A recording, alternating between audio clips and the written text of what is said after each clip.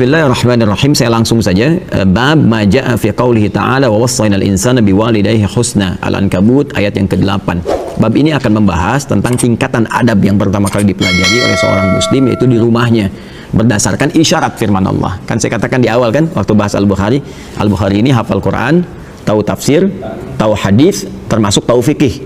Jadi sangat terstruktur gitu ya apa yang ada diturunkannya. Dari sini pembahasan ini nanti ada buku-buku tentang fikih rumah tangga. Nah, ini baru disebutkan satu ayat. Saya turunkan lagi ayat yang lain ya. Jadi teman-teman boleh catatkan yang sama dengan ini.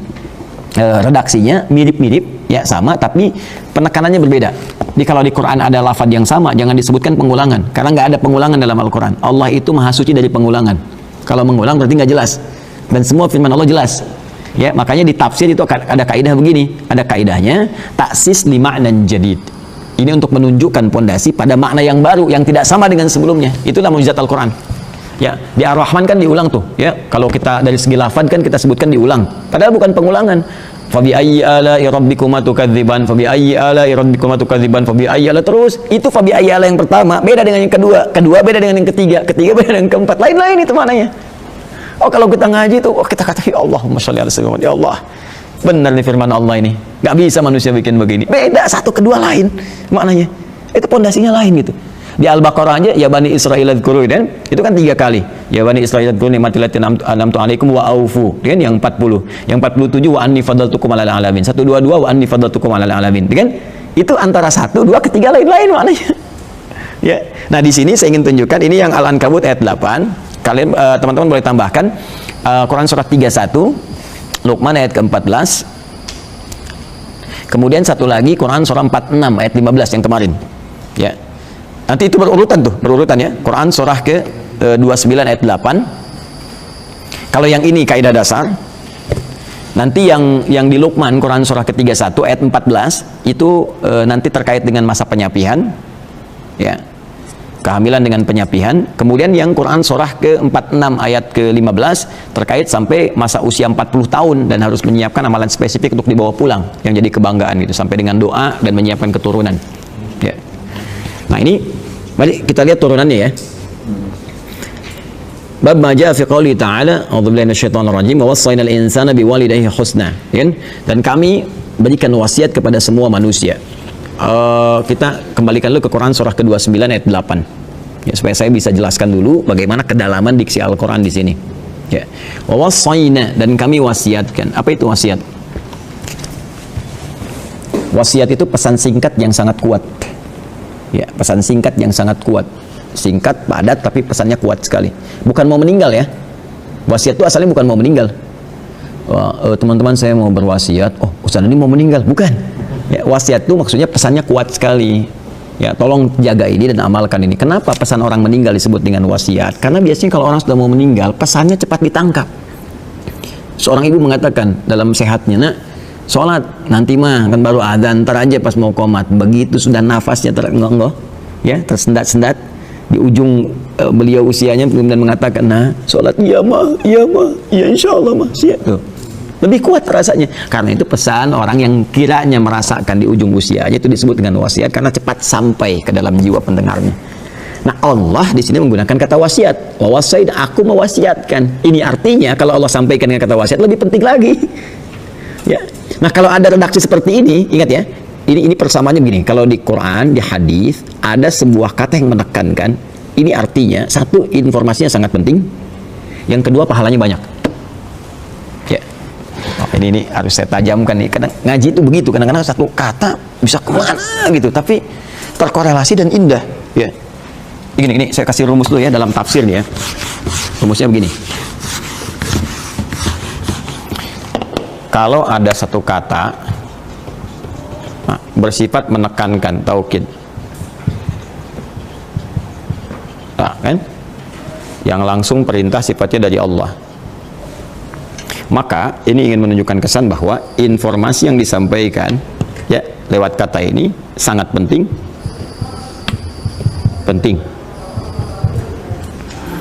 Karena sangat penting, maka konsekuensinya pahalanya banyak, besar. Nah, karena pahalanya banyak, maka pengaruhnya adalah satu, bisa mempercepat terkabulnya doa. Nah, kedua, bisa mempercepat terampuninya dosa, gugurnya dosa-dosa, terampuni dosa. Lihat bagannya tuh, sini, sini, sini, sini. Yang menggunakan kata penguat tuh banyak, ya, yang menekankan itu. Ada yang pakai inna misalnya, inna tuh, ya. Kalau innanya begini, itu baru hurufnya. Kalau sudah pakai tambah nahnu, nahnu tuh bisa disingkat jadi na panjang begini. Ya, inna pendek begini ditambah dengan na, gini disatukan menjadi gini, inna, gini. Ya, na-nya ini berfungsi menunjukkan keagungan Allah. Ya, sekaligus pentingnya informasi yang disampaikan. Saking pentingnya Allah menyampaikan dengan keagungannya. Kalau ada yang begini, pakai inna begini, ini berlaku hukum ini. Contoh di Ramadan, Quran surah 97. Inna anzalnahu fi Lailatul Qadar. Pakai inna berarti infonya sangat penting. Pahalanya banyak. Berapa pahala di malam Al-Qadar? Lailatul Qadri khairum min alfi syahr. Sekarang saya tanya, kalau di malam Al-Qadar berdoa terkabul tidak? Terkabul. Dosa diampuni enggak? Masuk kan prakteknya kan? Nah, sekarang kalimatnya langsung menggunakan kata, diksinya bukan huruf lagi. Wa wassayna. Wasi pakai na lagi di ujungnya. Ya, wa wassayna. Wassayna.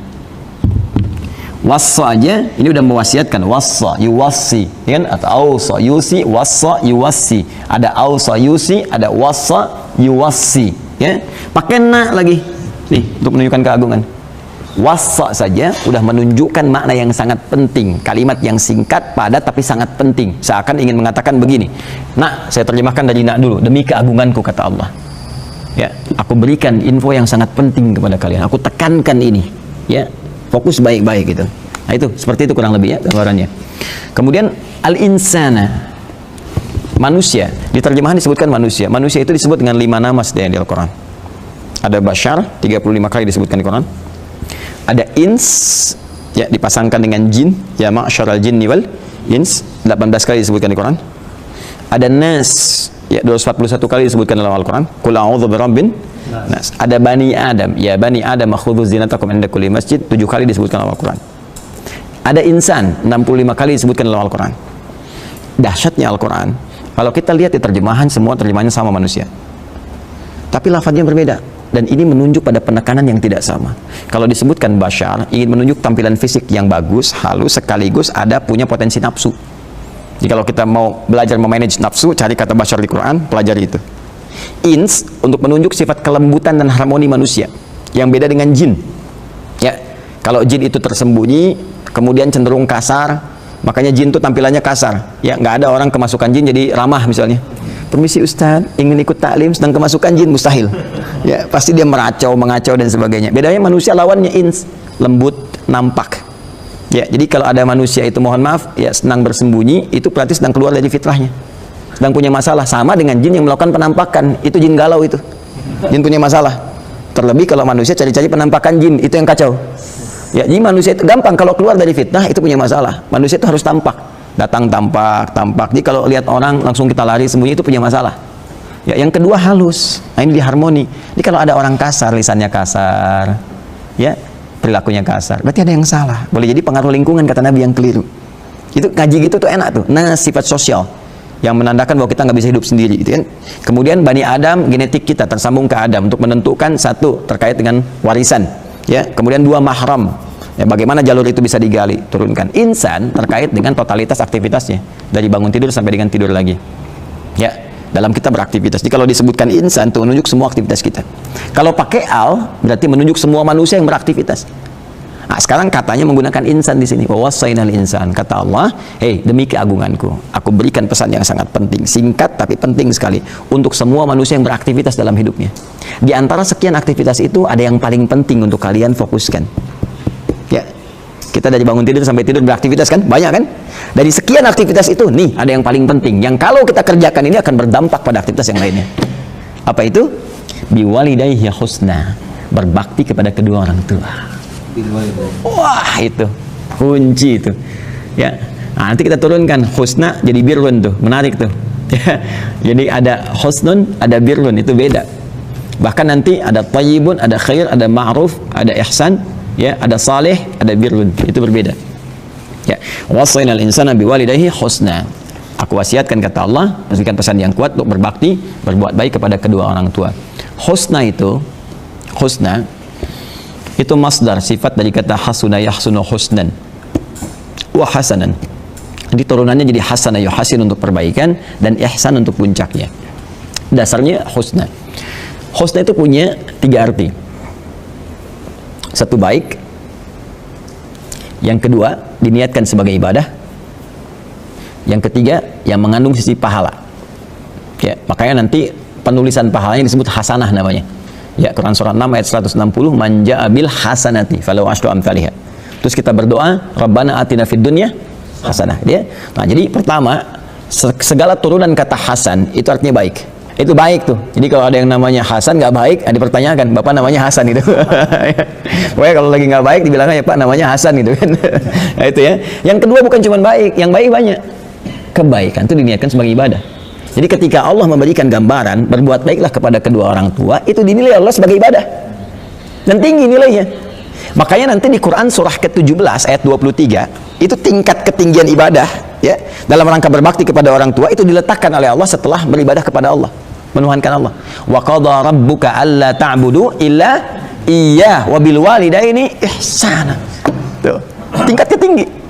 Jadi jangan dikira kita berbakti cuma cium tangan aja nggak ada nilainya. Tidak, itu tinggi sekali. Dan ketinggian ibadah itu terletak setelah menyembah kepada Allah Subhanahu wa taala dari sisi pahalanya.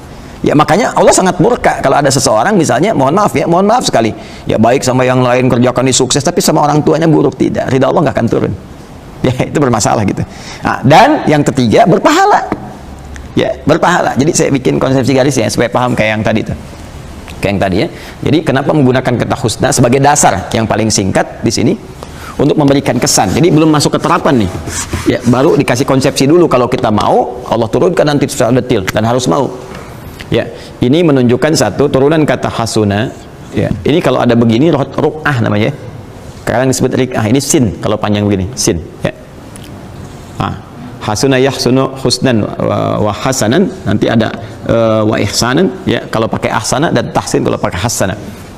Ini menunjukkan, garis ini menunjukkan 3 hal. Satu, segala perbuatan yang baik mengandung nilai ibadah dan berpahala. Kita praktekkan dengan ayat ini dalam konteks bakti kepada orang tua. Orang tua. Ya. Wa wassainal insana biwalidayhi husna. Kami wasiatkan kepada setiap manusia untuk berbakti kepada kedua orang tua. Menggunakan kata ini, turunan kata ini. Artinya apa?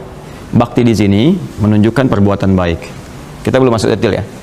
Ketika kita berbuat baik pada orang tua, baik itu banyak nanti, dengan sikap, dengan harta benda, dengan perhatian, dengan macam-macam. Itu dicatat oleh Allah langsung sebagai ibadah. Dan ibadahnya bukan main-main, ibadah tertinggi, urutannya kedua setelah kita menyembah Allah Subhanahu wa taala melalui rasulnya. Ya, dalilnya Quran surah ke-17 ayat 23. Wa qadha rabbuka alla ta'budu illa iyyah wa bil walidaini ihsana. Allah telah menetapkan satu ketentuan, ya hanya menyembah Allah saja, salat kan? Kemudian kita puasa karena Allah, baca Quran karena Allah, mengikuti Rasulullah, kan? Nah, semua itu tingkatannya yang kita kerjakan nomor 1. Setelah itu urutan keduanya apa? Wa bil walidaini ihsana, berbakti pada orang tua. Tingkat tertinggi nomor 2. Dan ketika dikerjakan itu, apapun yang kita kerjakan dengan niat ibadah ini, saya mau sekolah minta doa saja, dengan niat kita memuliakan orang tua, ya, saya memuliakan orang tua minta doa, itu dicatat pahalanya, punya nilai pahala. Berapa pahalanya? Paling sedikit 10 kebaikan. Dalilnya Quran surah ke-6 ayat 160. Ini Quran surah ke-17 ayat 23. Ya, pahalanya disebut hasanah namanya. Perhatikan tuh, ini perbuatannya, ibadahnya disebut dengan ihsan, ya. Pahalanya disebut dengan hasanah. Ya, Bu Hasanah, ibu yang mendulang pahala dalam aktivitasnya gitu ya. Ini ya, man jaa bil hasanati, siapa yang melakukan satu kebaikan yang punya nilai pahala, falahu asyru amsalihha, kami balas dengan 10 kali lipat. Jadi kalau kita melakukan sekali aja, assalamualaikum ma, insyaallah mama sehat selalu ya, dicatat langsung 10 kebaikan. Wah, itu kalau nyari pahala itu banyak sebetulnya peluangnya. Dan ibu, bapak itu luar biasa. Assalamualaikum Pak, semoga sehat-sehat, minta doa ya. Kita padahal yang minta doa, tapi kita diberi pahala. Ya. Apalagi misalnya kita support, kita berikan kasih sayang, ya. Kemudian misalnya kalau orang tua masih hidup, nah datangi, silaturahim, walaupun cuma bawa buah-buahan, senangkan hatinya, ya kita mengelus dalam kebaikan, oh itu pahalanya banyak sekali. Ya, nanti kalau sudah nggak ada pun masih ada lagi, masih ada tuntunannya. Ya, saya misalnya ayah sudah nggak ada gitu kan, masih ada caranya, bahkan hadisnya detail sekali. Nanti kita tunjukkan. Kalau ada peluang harta bisa pakai harta, kalau ada peluang ilmu bisa pakai ilmu, kalau ada tenaga pun bisa diarahkan, yang diharapkan pahalanya untuk orang tua yang telah meninggal. Bisa. Lihatkan, minimal doa. Minimal doa. Makanya kan kita punya doa kan, Rabbighfirli waliwalidayya warhamhuma kama rabbayani.